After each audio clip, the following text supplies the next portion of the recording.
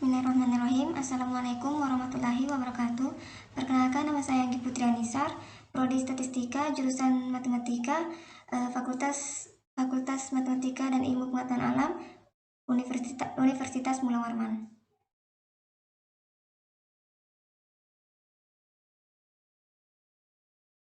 Pemeriksaan kelinearitas data. Yang pertama di sini menggunakan package nonlinear T-series.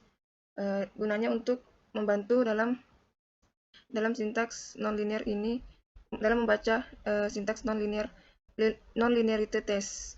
Di sini ada data readable features, itu gunanya untuk membuka data, memanggil data frame yang dengan format txt. Kemudian kita runkan.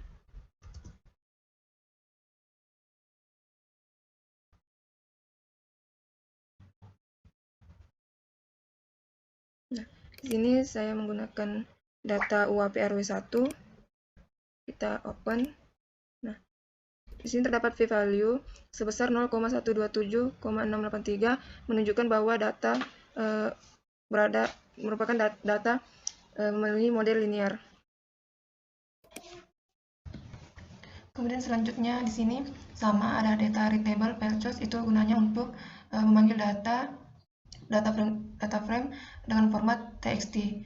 Kemudian di sini ada library mesh, kemudian library car atau package mesh, package care, kemudian package lenses, kemudian package zoo. Ini merupakan package yang sangat sering digunakan dalam analisis statistik inferensi, baik itu analisis regresi sederhana, analisis regresi berganda, ANAVA, dan lain sebagainya, karena meliputi banyak sekali uji di dalamnya, termasuk uji normalitas, residual, kemudian uji homogenitas, dan uji lainnya. Kemudian di sini ada package forecast, itu gunanya untuk melakukan peramalan atau forecasting.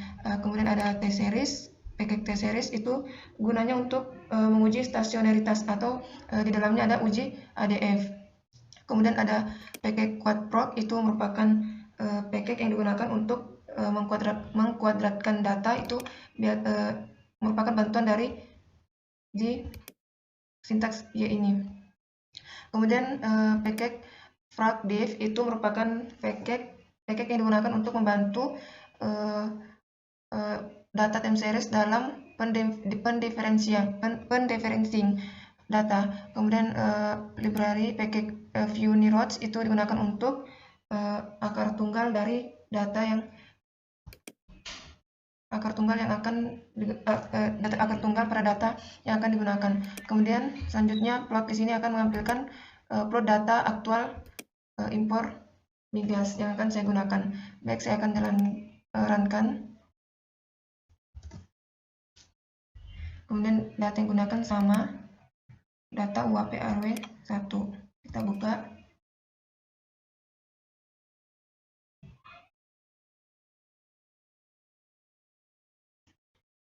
Nah, ini merupakan plot data dari data aktual yang saya gunakan, yaitu data impor migas tahun bulan Agustus tahun 2016 sampai Agustus 2021. Kemudian selanjutnya yaitu kita melihat ACF dan PACF dari data aktual tersebut. Dengan ACF data di sini 61 merupakan jumlah data, maksudnya banyaknya data yang kita gunakan.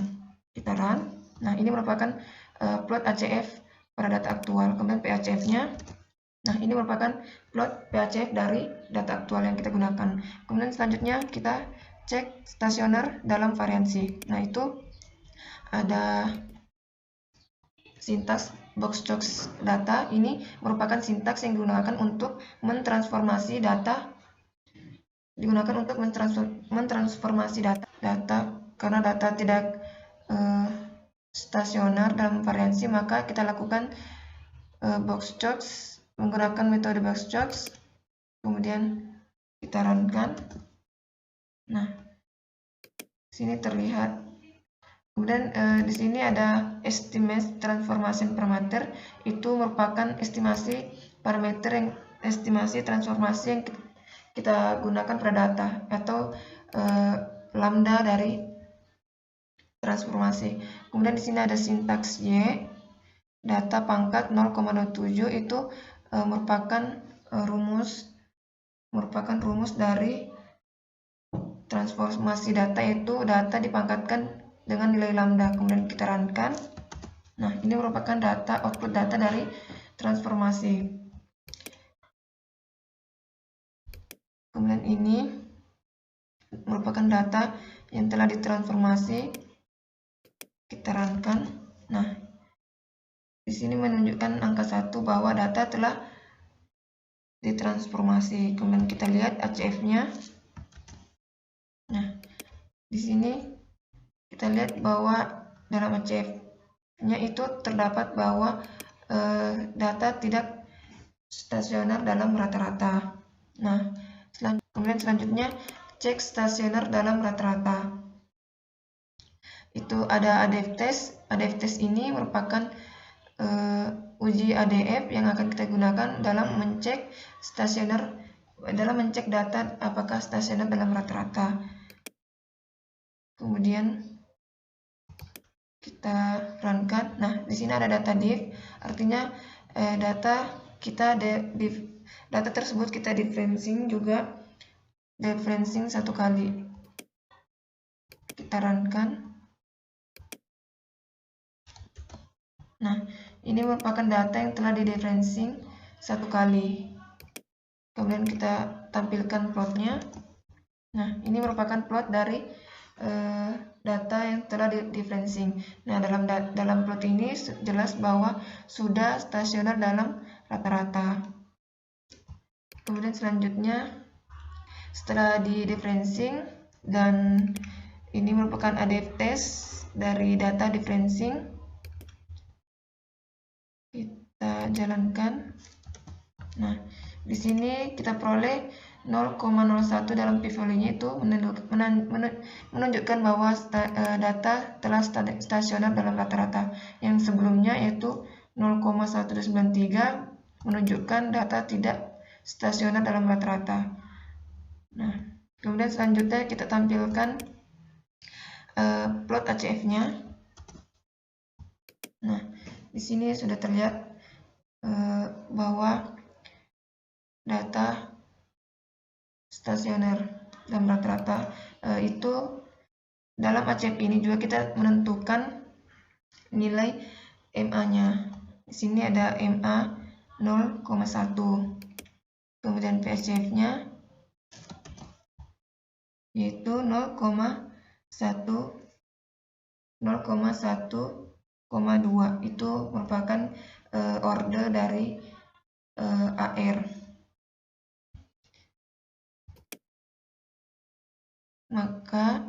Maka diperoleh model A5 itu ada 0,11, kedua 110, ketiga 111, keempat 2,1,0, kemudian yang kelima 2,11. Nah, di sini dimisalkan bahwa fit 1 adalah model A5 0,111, kemudian fit 2 dimisalkan A5 model 1,1,10, kemudian fit 3 A5 model A5 111, kemudian fit 4 dimisalkan adalah model A5 2,1,0, kemudian fit 5 dimodelkan order 2,1,1. Nah, di sini kita akan melakukan penaksiran dan pengujian signifikansi parameter. Kita runkan sampai fit 5.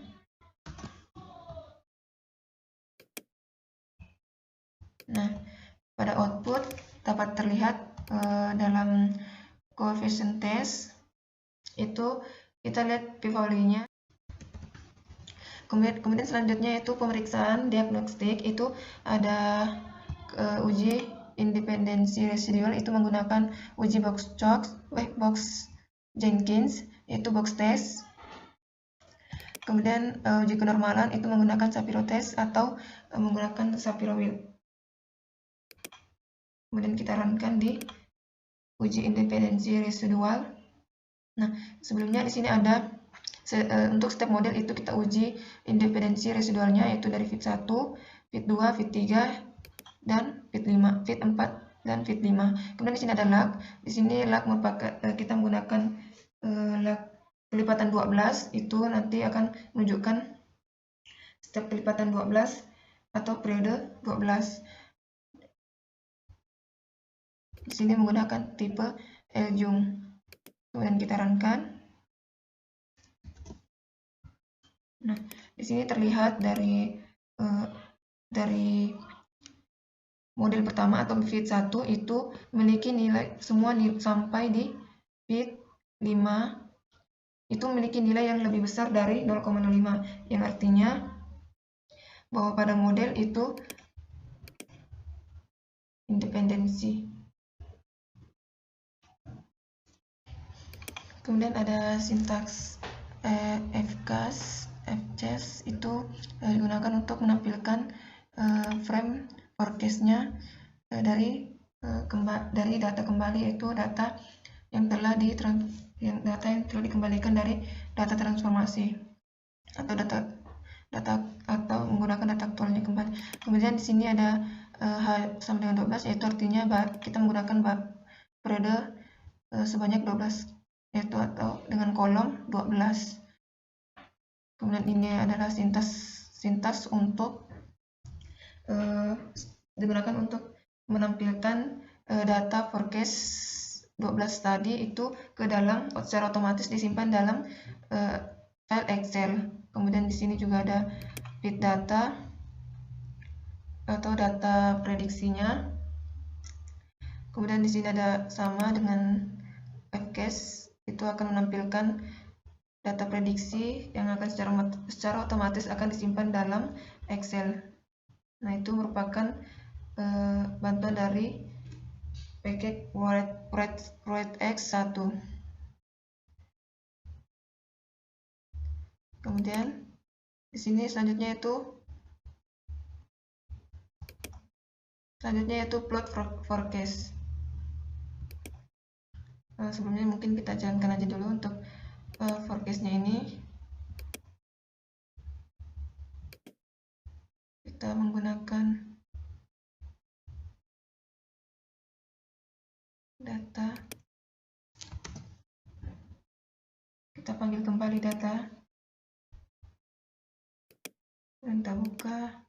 Oke, kita langsung aja karena sebelumnya sudah dijelaskan, cuman kehapus. Kita langsung ke forecast-nya tadi. Nah, ini merupakan data tambahan dari forecast data aktual. Nah, di sini secara otomatis telah tersimpan di dokumen D dengan format nama forecast. Kemudian di fit-nya secara otomatis juga telah tersimpan di dokumen D di predict. Kita coba lihat dokumen D. Kita lihat forecast. Nah, ini sudah tersimpan data forecast-nya. Nah, ini file predict yang telah kita simpan secara otomatis dengan bantuan software R. Kemudian selanjutnya kita tampilkan plot forecast dari data import migas. Di sini ada memanggil data readable file choose, sama yaitu memanggil data from frame data dengan format file txt. Nah, di sini kita akan memanggil data aktual dan data prediksi tadi, yaitu data X. Kita runkan. Nah, sebelum itu kita jelaskan dulu. Nah, di sini ada sintaks menampilkan plot, yaitu plot dengan yearling atau batasnya itu antara 1 sampai 500, karena data terendah kita adalah 2, sekian dan data tertinggi kita 498 sekian. Dengan judul plot yaitu aktual versus prediksi, kemudian dengan judul X-nya itu waktu, kemudian untuk judul Y-nya itu data impor migas Kalimantan Timur. Untuk warna plotnya yaitu putih. Nah, di sini adapun pentambahan yaitu dari data 1 sampai 61 itu kita menggunakan warna ungu, kemudian dengan garis warna ungu. Poin ini maksudnya titik bulat-bulat gitu di bulat-bulat di dalam plot, kemudian lensnya itu merupakan garis yang mengikuti points itu berwarna ungu. Kemudian points titik-titik untuk data aktualnya itu berwarna hitam, kemudian garisnya juga berwarna hitam. Langsung saja kita runkan. Ctrl R. Nah, di sini kita menggunakan data for atau saya menamai dengan di sini data filenya itu Arima UAP. Kita klik lalu kita open. Nah, maka inilah output dari data aktual dan data prediksinya. Yang hitam merupakan data aktual, yang ungu merupakan data prediksinya. Dan sini ini merupakan data forecastnya yang telah kita input terjadi konstan atau tetap dalam. Nah, di sini kita lihat bahwa hasil peramalan itu hasil peramalan dari data impor migas tahun pada bulan Agustus 2016 dan bulan Agustus 2021 itu mengalami peningkatan di bulan sebelumnya, namun terjadi konstan atau tetap di bulan-bulan dalam prediksi selanjutnya. Baik, sekian dan terima kasih. Mohon maaf jika ada kesalahan penyampaian. Akhir kata, wassalamualaikum warahmatullahi wabarakatuh.